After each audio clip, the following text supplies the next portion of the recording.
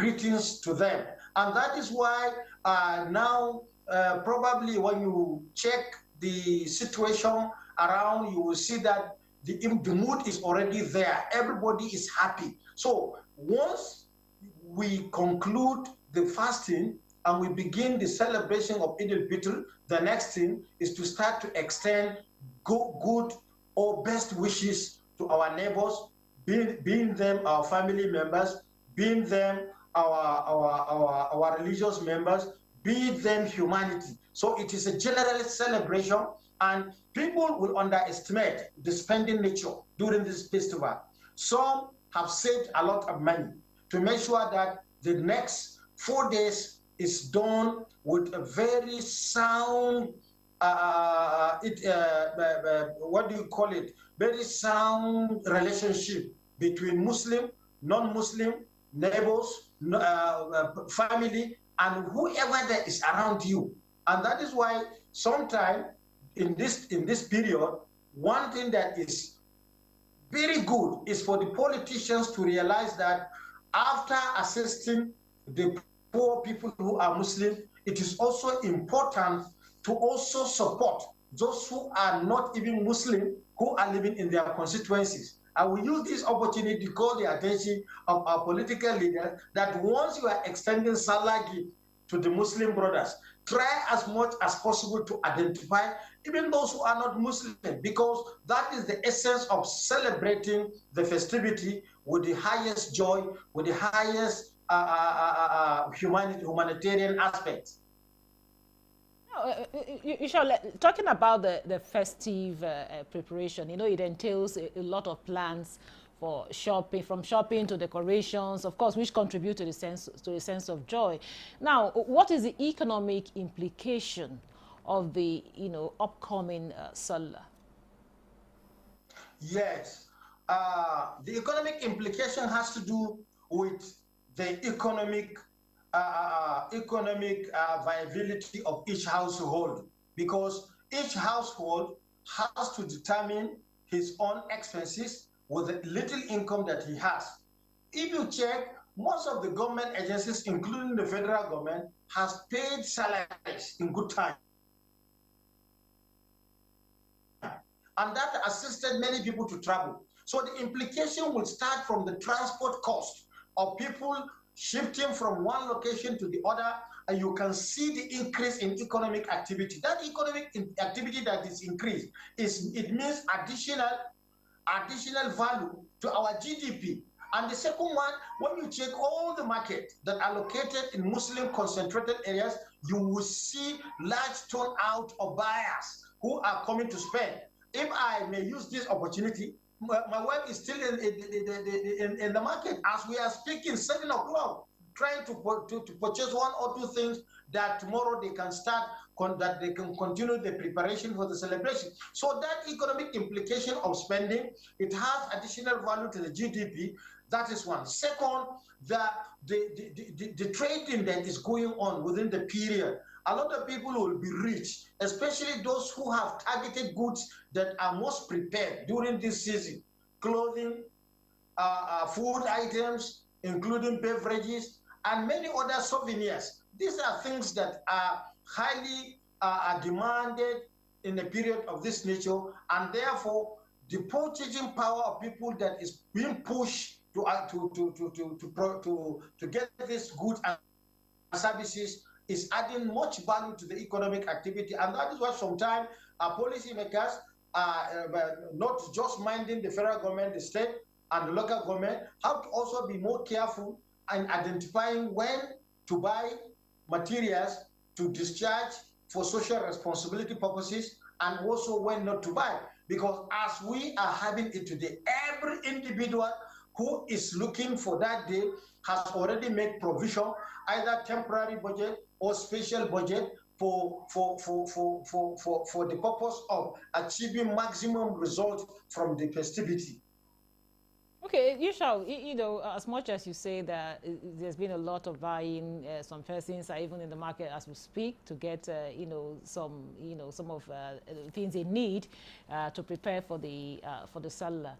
However, there are still some persons that are still going through one challenge or the other. They're having some economic challenge. Now, what would be your, advice, talking about the financial strategy, to adopt to celebrate festivities such as this if you are, not too economically buoyant? Yes. The first thing is to identify your own economic life. That is the job that you rely on. If your job is a job that will not guarantee you to have a feasible budget, so the little you have, you begin to save. You can begin saving not only in saving money, but you can begin to plan of what you intend to use. Possibly, if you have 2 or 3 children, you can buy clothes for one person in 3 months. You buy, you keep. That is one. Second, if you are a type that you have a regular income, even if it is not fixed, you can be saving. And if in saving that, you can save in the market. Because many people don't know that things that you require in the next 365 days, you can start planning it now. Even if you don't have the money at the end of the day, but if you are planning along the way, you will definitely have a possibility of acquiring it. Because naturally, savings has to do with surpluses. But what you have to check the nature of economic environment you are surviving. If it is an economy that is not friendly to saving, then you have to provide an alternative planning arrangement of saving. That is, the little you have, the best way you can do for it is to carefully identify one aspect of any item that you require. Second is the fact that some that are buoyant enough, they should try as much as possible to look at those who are less privileged around them. Now, tomorrow is 29th of March. Tomorrow is 29th of Ramadan. So we have a tendency of doing Salah on 30th if the moon is sighted. If the moon is not sighted, we have the possibility of celebrating it on Sunday. So all of us, we have to identify, no matter how small, somebody you assist, either a household or small or children of your neighbors. These are things that can assist individuals who are less privileged to be saving, to have an opportunity, because naturally every individual has to be a consumer, but the type of consumer is determined by the type of income that you have. Most of the consumers, the ones you are referring, that is the autonomous consumers, consumers that consume without an income. These are people that are in high number in our economic environment, and it is not their responsibility only to plan financially. They have other options to plan, but the best plan has to come from those who are above those privileged, those underprivileged class, including the politicians, including the government officials, and including the even socio-economic groups that can come in. Thank you very much, Yusho. Thank you. We'll get back to you. We are now being joined by Dr. Jonathan Onoja Isaac. He's a security expert and a public affairs analyst. You're welcome to Nigeria today. Thank you so much. My pleasure. Okay, now, Dr. Jonathan, we're talking about the preparations for Salah. Now, let's look at the security plans for the season. How can security be ensured before, during, and after this festive period? Well, once again, I say good evening to Nigerians and to our viewers across the world. Salah is it's just by the corner, and we do not actually see the preparedness of our security agencies in that regards. Kudos to the American Embassy for the advisory and the intelligence reports given to Nigeria about the intended Islamist movement. And in less than 15 hours of this intelligence report, we saw what happened in Wussetu, and also across banners. This movement has been ongoing over the years. Unfortunately, succeeding government has not found any lasting solutions to these problems. And so this is just a movement of one, group. And you wonder what our Nigeria intelligence agencies are doing. We have to do so much. The NIA, the DSS have to step up their games, because today in our daily lives, especially in the rural areas, we imagine that now robbers rights the residents in rural areas of their intended visit as robbery. They make this known to the residents about the date and time, and you'll be surprised that they made these visits without any support or any intervention or interception. So from what our do security we do agencies. right now? We're looking at solutions. As regards solutions, that's why I made my point known that our intelligence agencies have to step up their games, number one. To know that people, we gather together to take a decision about attacks, the date of attacks and time. They need to, break into cells and get definite intelligence reports about activities, criminal activities ongoing. Take, for instance, this is the Federal Capital Territory, and these embarrassing movements of the Islamist movements going on a daily basis, on yearly basis, monthly basis, have not been stopped. We don't know when it happened. They don't know when the date and time it will happen. So Nigerians are beginning to rely on the American embassy's intelligence to act because of the adversaries that they issue time on and time out. So if our intelligence agencies step up their games in terms of gathering intelligence, going down to the natives, where the natives are concentrated, to filter their intelligence, then they can apprehend, they can intercept, and at the same time, being proactive. Because most times what we see is that our security agencies are being reactive. They go after the incident, after the robbery. They go after the incident that happened.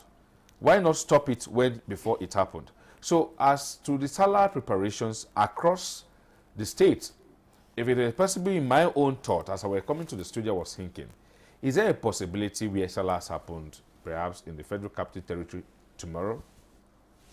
Next tomorrow, the day after tomorrow, it happened in Kano, to allow our security agencies concentrate on a particular state and where it's going to happen that day, right? That's because of the excuses of lack of manpower to be able to, manage the situation within the state. Okay, now talking about lack of manpower, we know that, of course, the manpower we have, it cannot, cover the entire country, every nook and cranny of the country. Now, how can we leverage technology to help us in this regard? Because in other clans, we hear and we see where technology plays a major role in ensuring security. It's about the priority. Year in, year out, you see the budget of security agencies, starting from the military, growing from one quarter to another. If we prioritize technology, it will reduce the excess of the wreaths we throw on our fallen heroes year in, year out. What I mean is that every year, 1st of October, soon going to be here, it's just by the corner.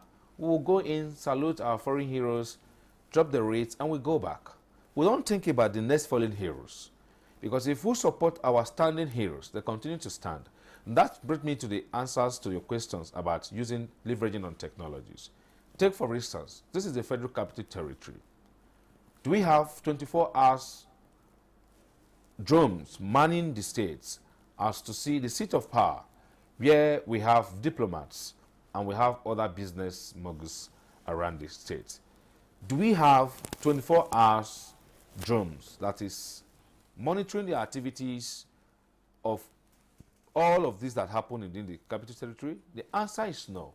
And that's why I say it's about priority. And so my simple appeal to the FCT minister, being the governor of the state, the Federal Capital Territory, is to use his office to see how he can digitalize the system whereby we have the records of what happened within the Federal Capital Territory at the seat of power. And we can then relate this to the chief security officers of every state, the governors, to replicate this in the various states. If we can have 24 hours satellites in the Federal Capital Territory that will be able to help us detect, apprehend, at the same time bring proactive. No, okay, having said that, okay, while we are still, working towards leveraging on technology, of course, they've started in some quarters. What now? Because it's usually said that security is everyone's business. So what is the role of individuals, communities, in ensuring we have, safety of lives and property? No, what that question has been answered over time. In kudos to our very good Nigerians who have taken security as their own responsibilities and duty, even though they expected to be guided by the Constitution legally. They need, by the law, they need to be guided and be protected, because that is one of the fundamental rules of the federal of the government. No, but on the other side, where your question is, I understand where you're coming from, because the Constitution say that you need to be protected by the federal government, who has all it takes, who have the chief in commander of the armed forces, who has all the order to protect you and I.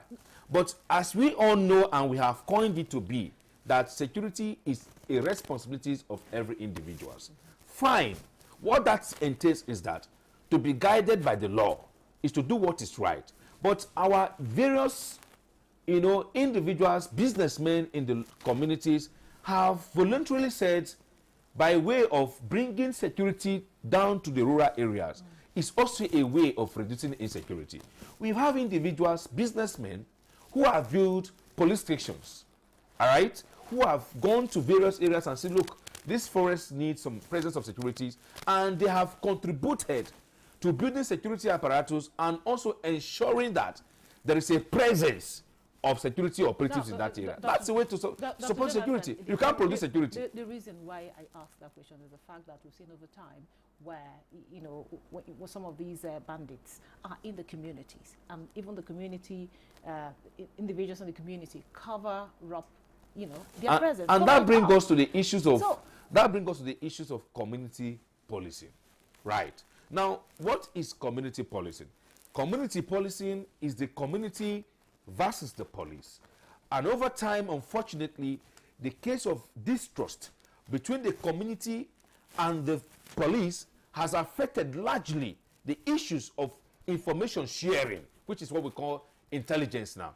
Now, if we have how the trust of the police, when the citizens have the trust about the police system, they will freely give information. Today, in your own perspective as a journalist, it will be very hard, even when you know that there are people within the community that are operating. Someone steals from morning till night. The only time he or she goes out is 12 a.m., is 11 p.m. You have a duty to report to the police. But unfortunately today, when you report such persons to the nearest DPO, the nearest police stations, you will be the victim. Why? Because it's happened that most Nigerians have said that they cannot report issues that is. I'm not trying to discourage Nigeria from reporting issues, credible information. But they come to understand that they cannot actually trust some individuals in the force by giving information.